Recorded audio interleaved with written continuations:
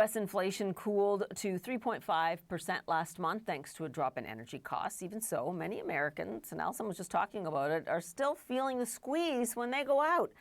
It's what PNC Bank calls funflation. For example, the price of tickets to a sporting event has gone up more than 10% on average since 2019. Over the same time, the cost of movies, theaters, and concerts have gone up by nearly a third. So you might think it'd be fine, I'll just stay home, right? I'll have fun at home. Well, that's gotten more expensive as well. Video game prices have soared 52%, and cable TV and streaming have risen 28%. And I know many people have noticed that increase. And then there are all those ancillary costs, the internet, electricity. I could go on, but instead, Brian LeBlanc he is the head of economic analysis at PNC Economics Research, and he will go on. He is a senior economist and managing director at PNC.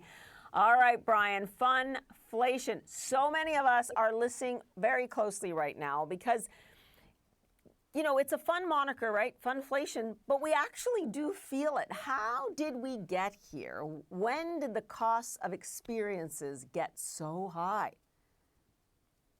Thank you very much for having me. It's a great question.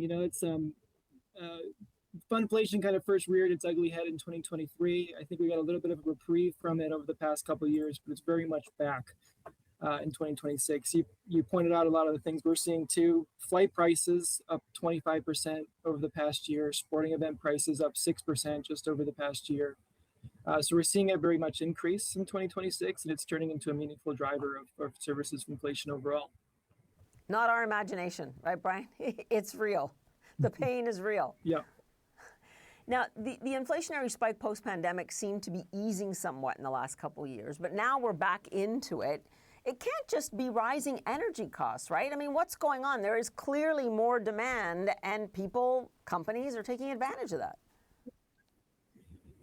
That's exactly right. I would say it is becoming much more expensive to travel. Flight prices are up, whether you're driving or flying. It's gotten more expensive to do some of these leisure and entertainment sort of fun activities. But like you said, there's also a significant amount of demand still out there, especially with upper and middle income households. There's a lot of discretionary income still at play. And we're still seeing very healthy balance sheets, particularly on those upper part of the K, for sure. Yeah, and we have a chart up right now showing leisure inflation as compared to core PCE. But you actually say that this is hitting generations differently, right? As you said, middle and high income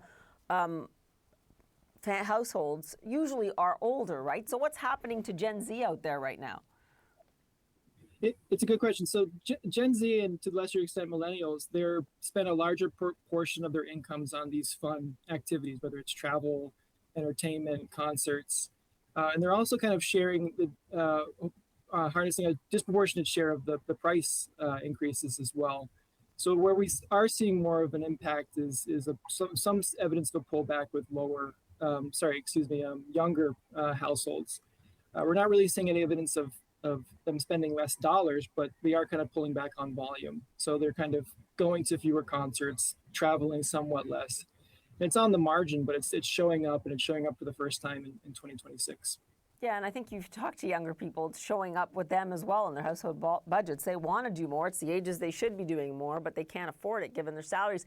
Before I let you go, Brian, is there a remedy here? Do you see things changing in the next year or two?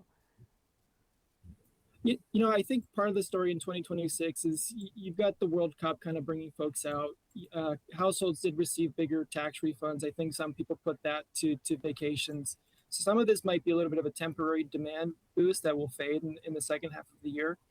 But more broadly, services inflation has just been incredibly persistent, despite weakening labor force, despite kind of continued weakening in wage growth. So it's going to continue to be a problem, and I think that the Fed has noticed that. Interesting. Brian LeBlanc, thank you very much for making a fine point of it, that it is not our imagination. Funflation is real. Thanks so much. Appreciate it. Thanks, bud.